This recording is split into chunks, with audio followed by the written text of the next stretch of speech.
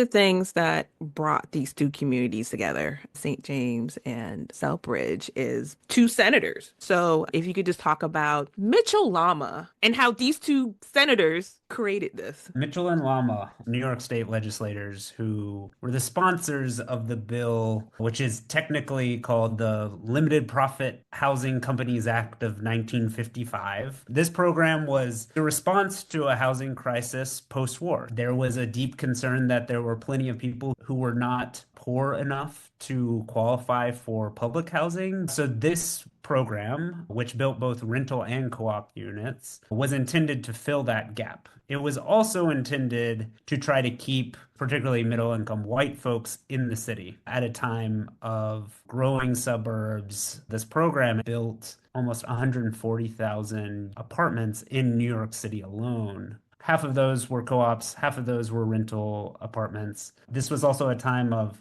new fair housing law in the US. And for the first time, a lot of Black New Yorkers and other New Yorkers of color were able to access this housing in a way that was less restrictive than in previous years. So that's one way in which, St. James Towers becomes like a very thriving Black middle income community when the actual creators of the program never intended that.